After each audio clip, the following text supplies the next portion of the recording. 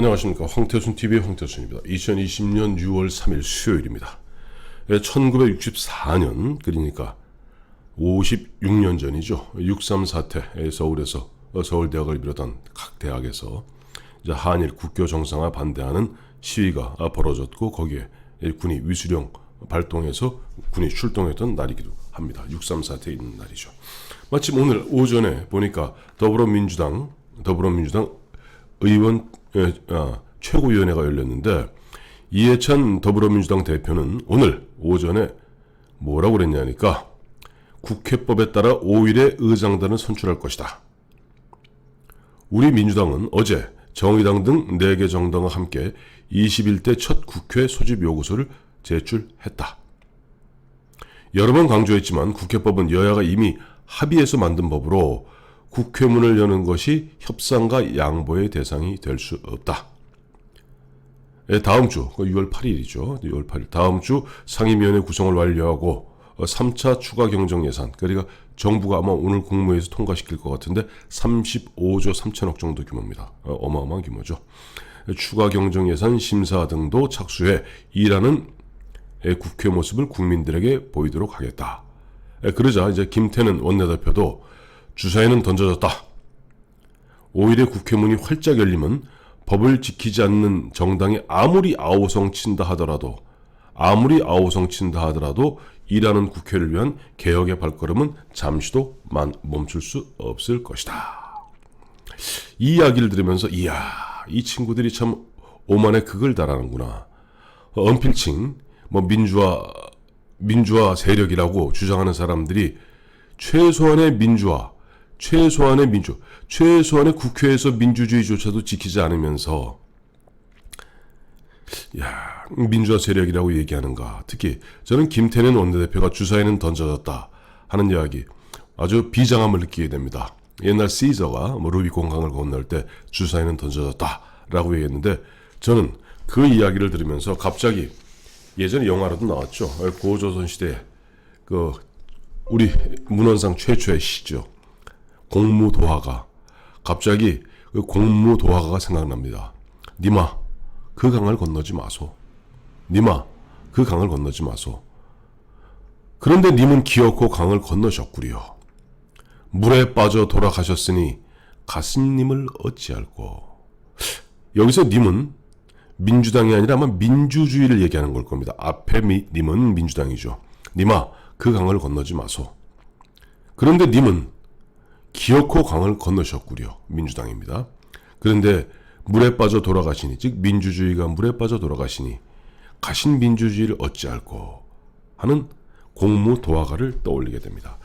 맞습니다. 어제 보면 이해찬 대표의 이야기대로 1+4 참 이 사람들 1+4 좋아해요.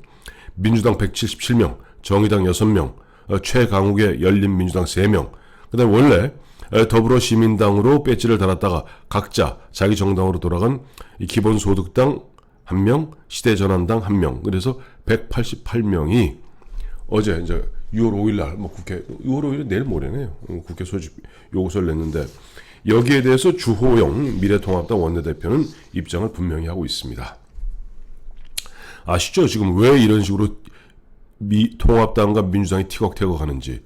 결국 좀 주호영 원내대표 통합당 입장에서는 기존 지난 32년 동안 해왔던 관행대로 의석 비율로 18개 상임위원장 및 상설특위위원장 18개를 11대 7로 나누되 결국 국회의장을 갖다가 집권 여당 쪽에서 갖고 가기 때문에 균형 치러서 법사위원장 자리는 응당 야당한테 주어야 되는 것 아니냐. 이것은 1998년 당시 DJP 정권 출범과 함께 야당으로 입장이 바뀌었던 한나라당의 모교상 법사위원장이 맡으면서 22년 동안 지켜져 왔던 우리 국회에 움직일 수 없는 관행이다 라고 이야기하면서 법사위원장을 갖다 요구하고 있고, 지금 민주당에서는 법사위원장은 못 내준다 죽어도.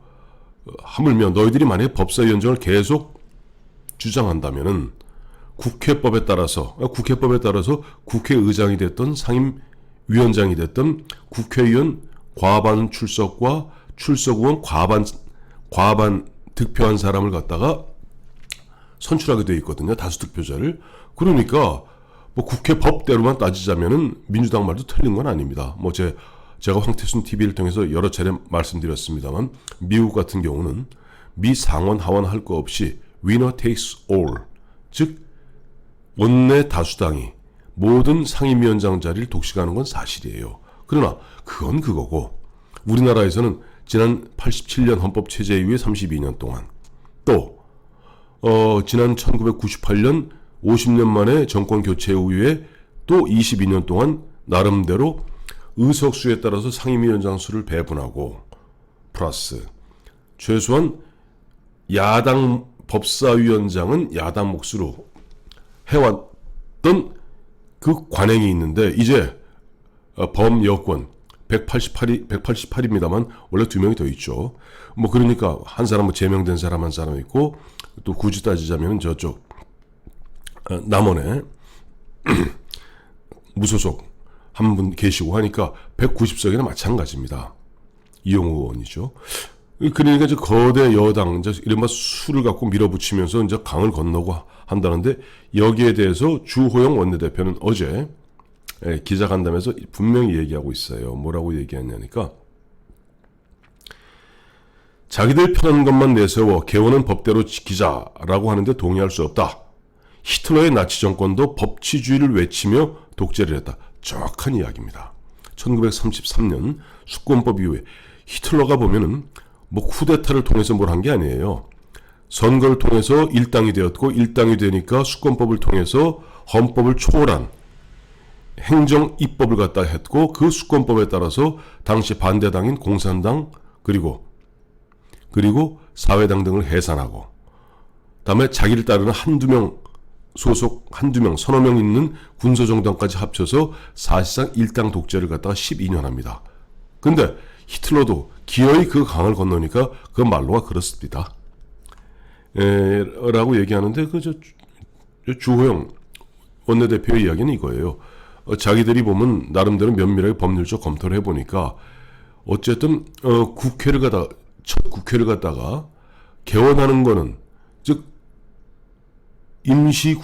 임시의장을 뽑아서 임시의장도 없죠. 지금 사실은 국회 사무총장이 국회의장과 부의장이 없는 상태니까 국회 사무총장이 보면 공고는 할 수 있을 때 회의의 진행을 할 수는 없다. 그리고 회의의 모든 것은 교섭단체 간의 협의를 통해서 하게 돼 있으니까 이것은 여야 간 협의 없이 너희 일방적 몰아붙이는 거는 용납할 수 없다고 얘기합니다만 이미 강을 건너기로 마음먹은 사람들 이 사람들 입장에서 이제 보면은 winner takes all 그래갖고 이번 기회에 18개 상임위원장 및 상설특위위원장 다 독식하겠다. 그러니까 법사위원장 못 주겠다는 건 어떻게 보면 구실일 수 있어요. 그러니까 다 하겠다. 뭔들 못 하겠습니까? 이 사람들 입장은 제가 보면 굉장히 강박관념에 빠져 있는 것 같습니다. 당연하죠.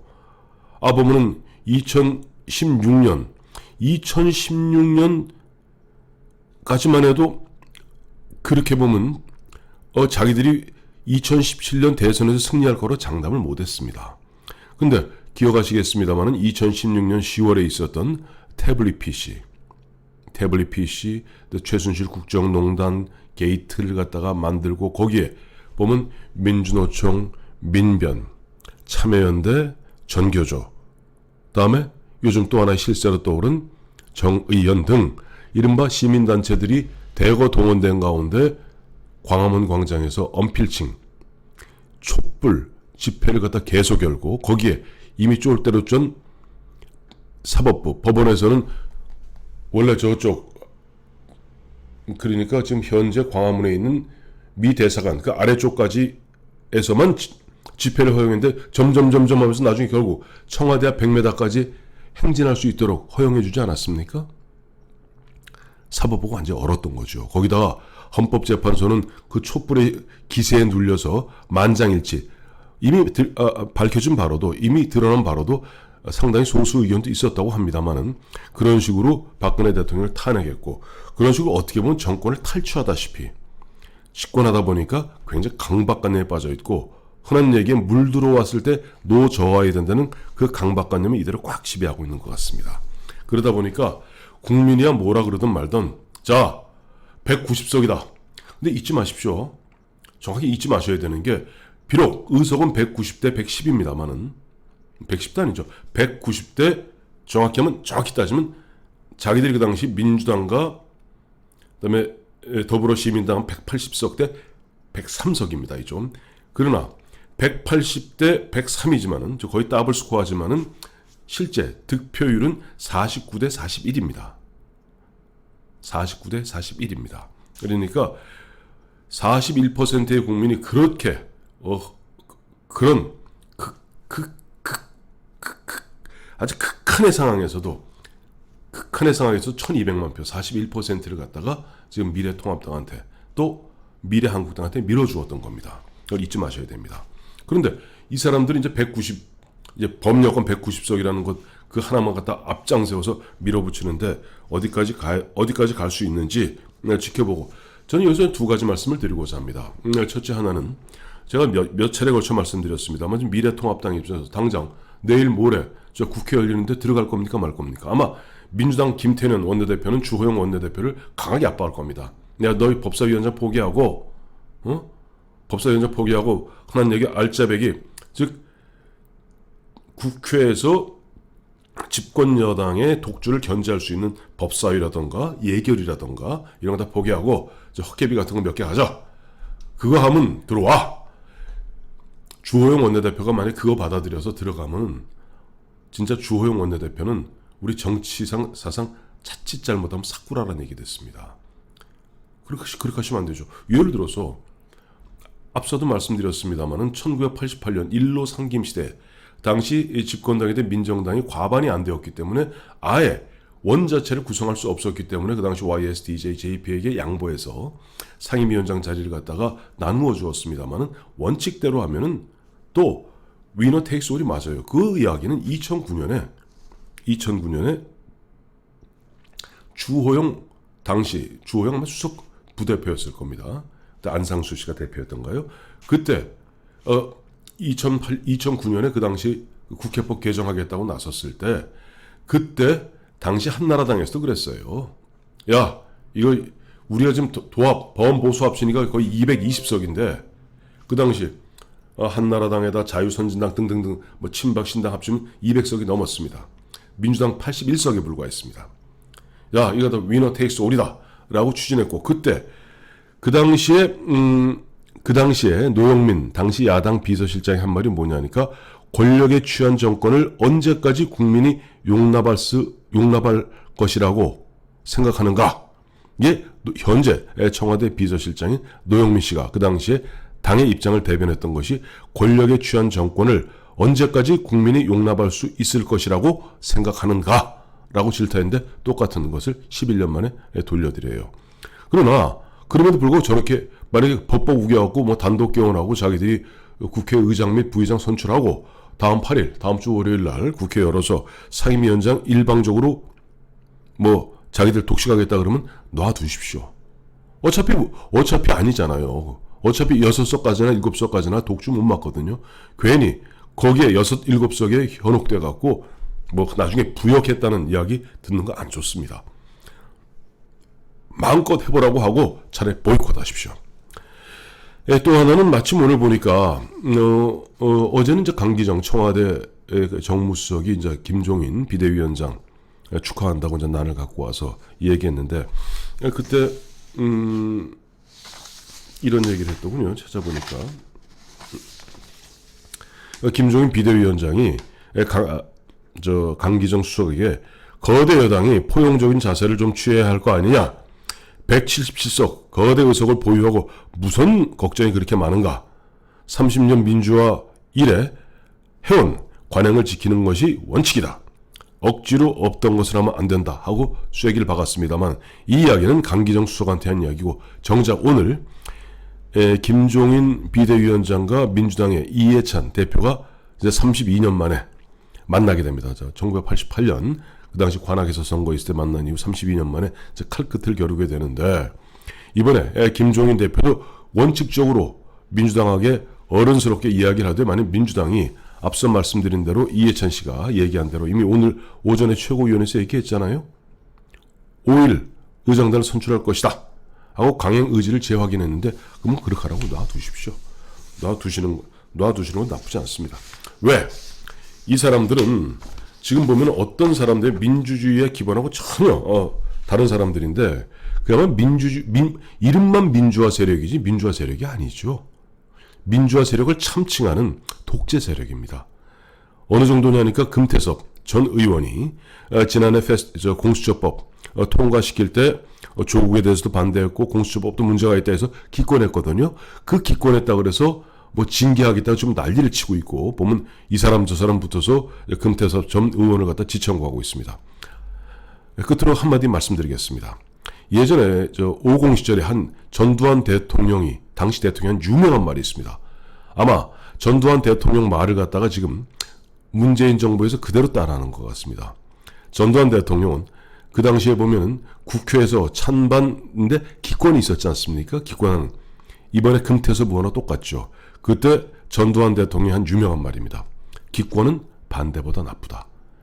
그러니까 전두환 대통령 머릿속에는 반대는 나쁘고 기권은 더 나쁘다. 눈치 보니까 똑같은 일이 지금 보면 더불어민주당에서 벌어지고 있으니 참 전두환 대통령의 그런 정신적 적자는 더불어민주당 이해찬 대표가 아닌가 싶습니다.